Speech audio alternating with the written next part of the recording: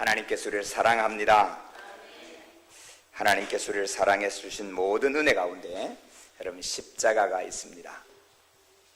여러분, 저 십자가는 하나님 우리를 어떻게 사랑해 주셨는지, 얼마나 사랑해 주셨는지, 얼마나 깊이 사랑하신지를 그대로 나타냅니다. 교회는 이 십자가 아래에 놓여 있습니다. 교회가 옥정동으로 올 수밖에 없는 여러 상황, 몇 가지 사건들을 돌아보면서 교회됨이 뭔가 다시 확인을 하고 생각하게 됩니다. 여러분, 2주 전에 내 아들 내 독자 이삭을 내가 지시한 산으로 가서 번제로 드리라, 이런 그 말씀을 받은 아브라함이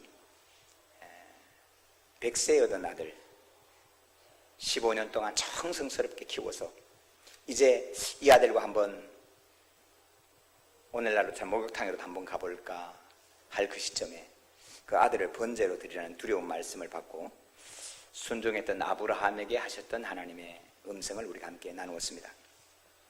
그전 바로 이틀 전에, 2주 전 이틀 전에 그 며칠에 가서 하나님이 이 말씀을 주실 때 두렵고 떨림으로 받아서 하나님, 이게 무슨 말씀입니까? 그러면서 아브라함을 다시 깊이 묵상하고 또 생각하고 또 기도하게 됐습니다. 아마 아들을 번제로 드리라, 아들을 불태워서 제사를 드리라, 그걸 어떻게 받겠나. 그러나 아브라함의 결정은 어렵지 않았습니다. 그리고 아브라함은 아들을 번제로 드리라고 하는 그 명령조차도 아마 순종이 어렵지 않았을 겁니다. 왜냐하면 그것이 아브라함의 삶의 방식이었기 때문입니다. 아브라함은 들어보고 결정하는 것이 아니고 순종을 결정하고 말씀을 기다리는 사람이었어요. 여러분, 순종을 결정하고 기다려, 그것이 주인을 섬기는 종의 예법입니다. 아브라함은 그런 사람이었기 때문에 순종할까 말까, 해야 되나 말아야 되나, 이런 고민이 아브라함에게는 없었어요. 다만 순종하면서 얼마나 힘들었을까, 그 밤을 아브라함은 어떻게 지냈을까. 아마 아브라함이 머리는 굉장히 복잡했을 거예요. 머리는 굉장히 힘들었을 거예요. 어떻게 하나님이 이루실 수 있나, 줄 때는 언제고, 이 아들을 통해서 바다의 모래처럼 하늘의 별처럼 세상의 역사를 이루어 가시겠다고 말씀하실 때는 언제고, 이 아들을 번제로 드리라니. 그런데 아브라함의 삶은 분주하지 않았어요. 그날 밤에 아브라함은 번제에 쓸 나무를 준비하고 어느 종을 데리고 갈까, 종을 머리로 2사람을 그리고, 그리고 어느 말을 타고 갈까, 이런 그 말을 준비하고, 머리는 너무너무 복잡해도 그의 손은, 그의 행동은 결코 분주하지 않는 밤을 보냈을 것입니다. 왜냐하면 그것이 그의 삶의 방식이었기 때문입니다. 여러분, 예수 그리스도를 구주로 고백하는 우리에게는 아브라함의 믿음의 조상입니다. 그것은 우리의 삶의 방식이 아브라함과 같아야 된다, 그런 말씀입니다. 그래서 우리는 아브라함을 믿음의 조상이라고 말한 겁니다. 여러분, 이 믿음의 조상을 따라 그대로 살아갔던 한 사람이 있는데, 그분이 예수 그리스도입니다. 여러분, 예수님은 하나님의 말씀을 듣고 하나님의 말씀을 생각하고 내가 영구에서 따를까 말까, 그런 삶이 아닙니다. 예수님은 순종이 결정된 사람입니다.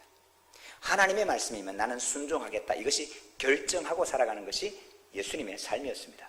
그래서 예수님은 십자가를 향해서 나아가는 그 길에 조금도 주저함없이 매번 가면서, 다만 그 십자가를 지는 것이 어떻다라고 하는 것을 너무너무 힘들고 괴로웠기 때문에 겟세마네 동산에서 이 잔이 내게서 지나가기를 간구했던 것입니다. 이삭을 바쳐라. 그 밤에 하나님이 제게 주신 말씀을, 넉넉한 교회를 너는 번제로 바쳐라는 말씀으로 들렸습니다. 아브라함에게 이삭처럼 제게도 넉넉한 교회는 정말로 하나님의 기적이었고 하나님의 은혜였고 하나님의 역사였습니다.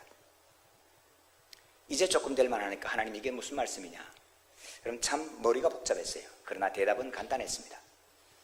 여러분, 제가 거절한다고 거절될 수 있으면 그분은 하나님이 아니시기 때문에, 여러분, 제가 거절한다고 거절될 수 있으면 그분이 나의 주인도 아니고 그분은 나의 하나님이 아니시기 때문에 그렇습니다. 간단하게 대답을 하고 돌아와서 여러분, 넉넉한 교회가 오늘에 이르기까지를 처음부터 끝까지 다시 한 발짝 한 발짝 되밟아 하나님 앞에 묵상을 시작했습니다. 저는 한 번도 개척을 하려고 의도한 적이 없습니다. 수많은 사람이 저보고 너는 개척이 사명이라고 말할 때도 저는 개척이라는 게 도무지 제게는 와닿지 않는 이야기였어요. 언제든지 제가 원하면 제가 원하는 만큼의 교회를 갈 수 있던 기회가 계속해서 주어졌기 때문에 저는 개척은 제 몫이 아니라고 생각했습니다. 그런데 어느 날 하나님이 개척하도록, 장로님 앞에 계십니다마는 사실 장로님 비롯해서 5가정이 1,000만 원씩 모아가지고 목사님 개척합시다. 그럴 때도 저는 개척이 제 사명이 아닌 줄 알았어요. 시간이 한참 지나서 하나님께서 저로 개척이 아니면 안 되도록 하나님께서 인도하셨고 몰아가셨어요. 개척을 결정하고 21일 금식을 하고 보호식을 하면서 하나님이 양주로 인도하셨어요. 여러분, 양주가 어디야? 여러분, 서울 사람에게 물으면 10중 7, 8은 남양주? 그럽니다. 양주가 어디인지를 몰라요. 사실 저도 양주가 어디인지를 모르고 왔어요. 덕정의 주공아파트 409동 1402호에 402동 1409호에 이사를 하고 아무것도 없이 그 아파트조차도 대출을 받은 것이 아니면 들어갈 수 없는 상황에서 하나님 어떻게 교회를 이루겠습니까? 하나님 나로 개척을 하고 사명을 주셨는데 내가 어떻게 교회를 이루겠습니까? 그럴 때 하나님께서 하시는 말씀, 내 교회는 내가 지어라고 하는 것이었습니다. 아, 주님의 교회구나. 예. 그때부터 제가 아내한테 한 이야기가 있습니다. 여보, 전도할 생각 너무 하지 마. 사역으로 승부하지 마. 설교한다고 교회가 되는 건 아니고 다만 하나님께 예배하자. 하나님 앞에 신앙 고백을 제대로 드리자. 주님이 주님이신 것만 선명하게 고백하자. 나머지는 주님이 하신다. 거실에 A4 용지로 넉넉한 교회라고 잉크젯 프린터로 프린트를 해서 아무 데코레이션 없이 3M 풀을 붙여놓고 창립 예배를 드렸습니다. 거실 식탁의 의자를 4개를 돌려놓으면 우리 식구가 5명이니까 저는 서야 되니까 4명이 딱 맞는 의자가 됐어요. 첫날 예배는 강대상도 없이 성경을 들고 설교를 했어요. 예배하자. 정말로 예배가 뭐냐? 주일 아침 일어나면 일찍부터 온 식구가 다 샤워를 하고 그때부터 예배 준비를 하는 거예요. 한 사람은 청소기 밀고, 한 사람은 제가 키가 작으니까 저 옆에 있던 조그마한 이 강대상이 제가 개최한 걸 알고 한 집사님이 그 강대상을 사서 왔어요. 그래서 돌돌이가 달려있어서 민수가 이렇게 끌고 와. 그러면 키가 작으니까 방석을 4개를 놓고 와야 돼. 그럼 은수가 방석을 4개 갖다 놔요. 그 영수가 의자를 4개 돌려놔요. 그러면 그게 예배예요. 그 예배를 하고 우리 오후 예배는 온 교회 야외 예배를 나가자. 그래서 프레스토 18년 된 프레스토에다가 우리 5식구 타고 야외로 나갔어요. 언덕을 넘어가다 높은 데 있으면 내려서 찬송 하나 부르고 기도하고 우리 야외 예배했다. 그리고 돌아오면서 수타 짜장면, 덕계에 수타 짜장면이 있었어요. 지금도 있는지 모르겠네. 그 수타 짜장면에서 먹고 들어오는 것이 주일 일정이었어요. 예배했어요. 근데 그 예배할 때 한 달 지나고 난 다음에 서산장로교회 장상철 목사님하고 연결이 됐어요. 우리가 개척 준비하는데 어떻게 하면 개척이 되냐? 한 3,500만 했으면 이렇게 될 것 같다 그랬더니 정말로 그 전화하고 8일 만에 3,500만 원 송금을 해주셔서 전에 60만 원 상가를 마련하고 오늘 참 감사합니다. 우리 큰형님 모셨는데 형님께서 그때 그 상가의 인테리어를 손으로 직접 다 해주셨어요. 그래서 그곳에 창의 예배를 드리고 그럼 예배하는 동안에 5년 동안 서산장로께서 매달 60만 원 월세를 감당해 주셨어요. 너무 수고하지 마라. 너무 애쓰지 마라. 예배해라. 하나님이 주님이신 것만 고백해라.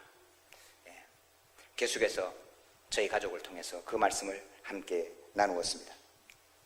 하나님께서 어느 날 교회 청소를 하고 있는데 전화가 왔어요.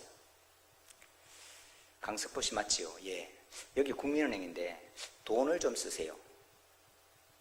우리가 20명 선택을 했는데 1,800만 원씩 신용으로 돈 쓰도록 당신이 선정됐습니다. 이게 보이스피싱인가? 그래가지고 국민은행을 갔어요. 그때는 덕정에 국민은행 지점이 있었어요. 그래 갔더니 진짜인 거예요. 이게 1,800만 원 진짜 쓰라는 거예요.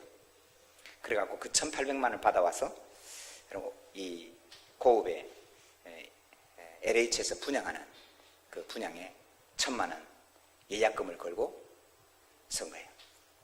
그럼 그랬더니 당첨이 됐어요. 당첨이 안 됐으면 참 고생을 안 할 뻔했는데, 그럼 당첨이 되고 나니 일주일 안에 10분의 1을 넣어야 된대. 10분의 1 얼마인가 하면 4억 4,200만 원 돼요. 그러니까 3,200만 원을 더 빌려야 돼요.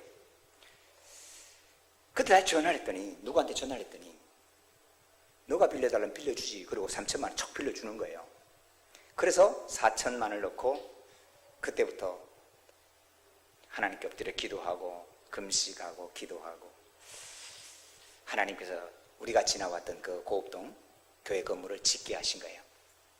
그 교회를 다 지을 때까지 우리가 헌금했던, 우리 교인들이 헌금했던 헌금은 800만 원 정도였어요. 그 땅값이 4억 4천, 공사비가 1억 2천, 여러분 6억 6천의 공사를 여러분 하나님이 다, 뭐 융자기는 하지만 하여간 하나님이 다 이루셨어요. 여러분 지난 1월 초에, 물론 그 전부터 하나님께서 옮겨야 된다는 사인은 계속 주셨지만, 지난 1월 초 송구영신 예배를 드리고 돌아오는 그 주간에 하나님께서 교회를 옮기도록 강권하시는 주님의 인도하심을 받았습니다. 답답하고 힘들었지만, 계산은 답답했지만, 여러분 머리는 복잡했지만 여러분 순종은 어렵지 않았어요. 왜? 이제는 저도 주님을 조금 알아가기 시작을 합니다. 주님은 주인이시거든요. 그러니까 주님 하신 대로 순종은 결정되어 있는 거예요. 주님의 말씀이 분명할 때는 여러분 순종은 결정되어 있는 거예요. 말씀을 듣고 생각하고 따라가는 건 죄송하지만 주님이 아니에요. 내가 주인이지. 지금 우리가 함께 예배하는 이 공간을, 우리가 이 예배당을 우리가 그렇게 보고 있는 것입니다. 같이 눈물 흘리고 지난 1월부터 지금까지 같이 눈물 흘리고 부르짖고 힘을 다해 헌금한 우리 성도님들은 하나님의 손길을 여러분 이렇게 보고 있는 것입니다. 하나님의 기적을 이렇게 보는 것입니다. 지금까지 인도하신 에벤네셀의 하나님은 장래에도 인도해 주실 줄로 믿습니다. 예수님께서 제자들을 데리고 가이사라 빌립보에 가셨습니다. 여러분 오늘 본문이 바로 그 본문입니다. 가이사라 빌립보는 해발 한 1200m 정도 되는 고지입니다. 높아요. 갈릴리 호수는 해저 200m 정도입니다. 그러니까 표고차가 벌써 한 1500m 정도 차이가 나는 거예요. 이런 갈릴리는 후텁지근합니다. 거의 매번 후텁지근하지 않을 때가 별로 없어요. 갈릴리 사진으로 보니까 너무너무 좋은데, 이런 갈릴리 옆에서 살라고 하시면 여러분 힘듭니다. 굉장히 후텁지근해요. 해저 200m는 호수에 피니까.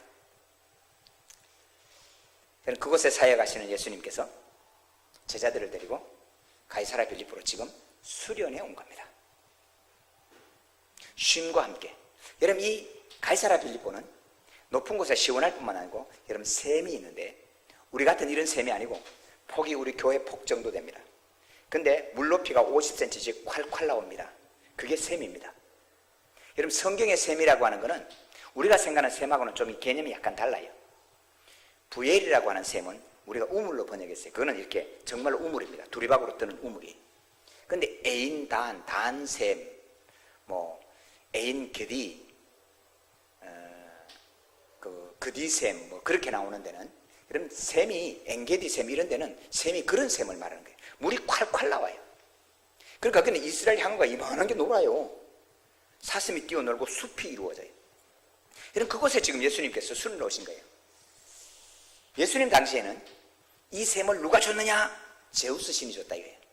그래서 제우스 신전이 아마 크기가 우리 교회 한 반쯤보다는 조금 더 큰 이런 그런 제우스 신전이 동굴 속에 지어져 있어요. 지금도 그 흔적이 그대로 있어요.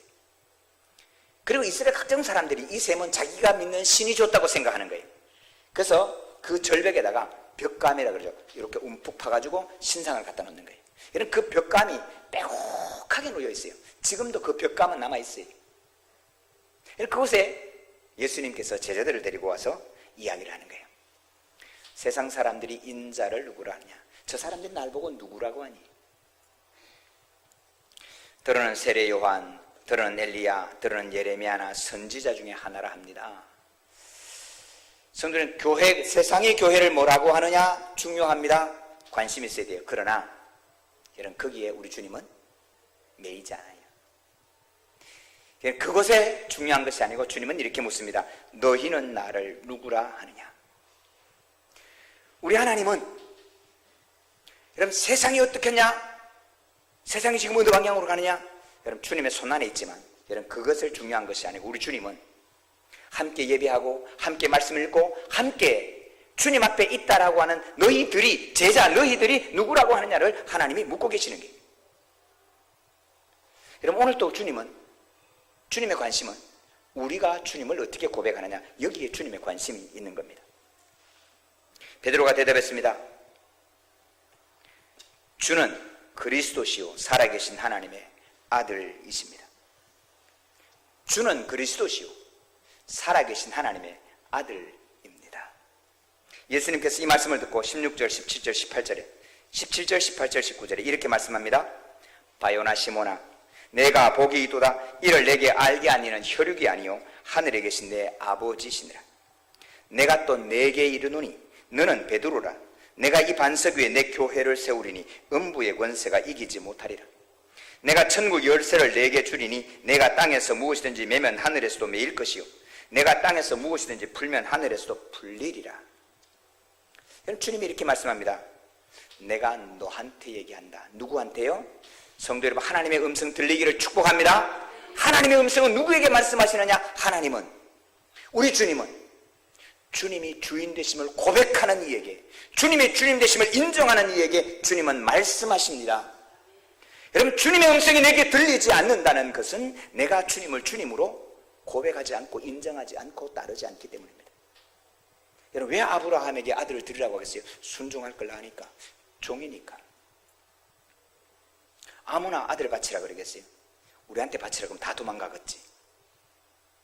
여러분, 순종이 결정된 이에게 하나님은 말씀하시는 거예요. 그러면서 말씀합니다. 내가 이 반석 위에 내 교회를 세우리니. 누가요? 내가, 주님께서 내 교회를, 누구의 교회요? 주님의 교회를.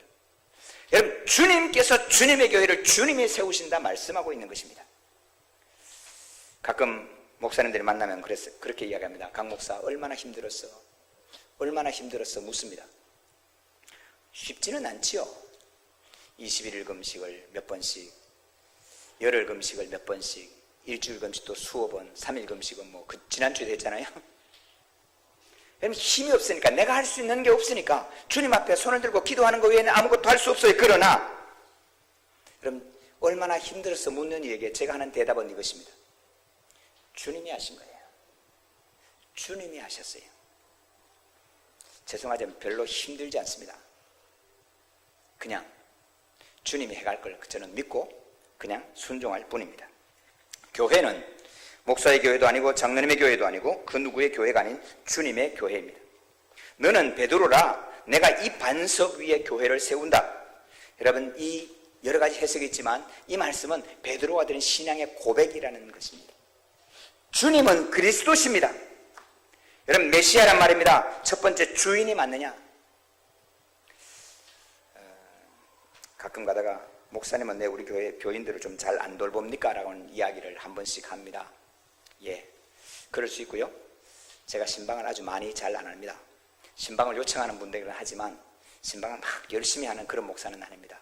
이유가 있어요. 하나님의 말씀을 기다립니다. 근데 하나님의 말씀을 전하면 그런 말씀을 받지 않습니다. 생각해 보고요. 결국 주인은 나예요. 여러분, 내가 주인인 이에게는 여러분, 하나님의 말씀이 갈 일이 없어요. 하나님도 말씀 안 해요. 베드로야, 내가 너한테 말한다. 누구한테? 주는 그리스도시요 주님이 주인인 이에게 하나님은 말씀하시는 거예요. 정말로 하나님의 음성을 듣기를 원하는 주님이 주인 되심을 고백하는 사람은 예배를 드리면서 하나님의 음성이, 하나님의 말씀이 귀에 들릴 줄로 믿습니다. 심장에 들릴 줄로 믿습니다. 정말로 주님이 주인인 사람은 여러분, 예배를 드리는 중에 내게 주신 하나님의 말씀이 들린다고요. 목사가 탐욕을 지내서 들리지 않는 얘기는, 여러분 성경을 읽으면 하나님의 음성이 분명하다고요. 오늘 이 앞에 내가 무엇을 선택할까? 내 욕심과 내 계획을 가지고 있는 얘기는 들리지 않겠지만은 하나님이 말씀하시면 순종합니다. 결정된 얘기는, 여러분 하나님의 말씀은 흐리지 않더라고요.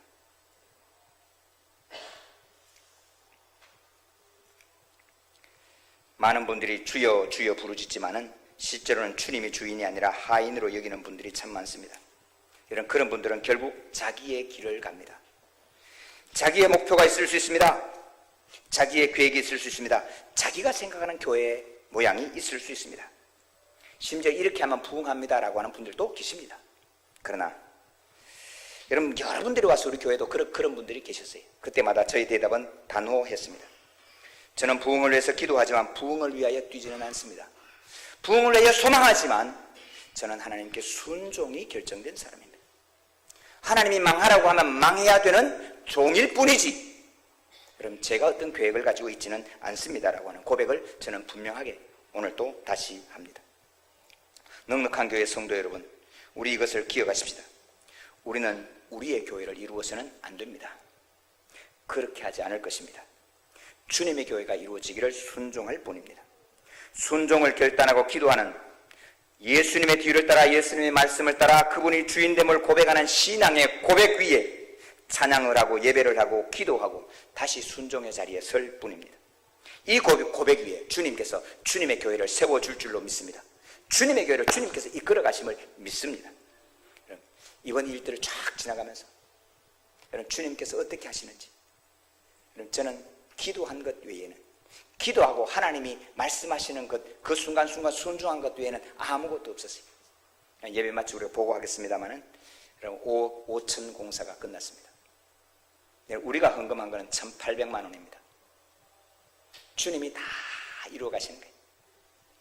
사랑하는 성도들, 왜 제가 건축헌금을 강조하지 않는지 아십니까?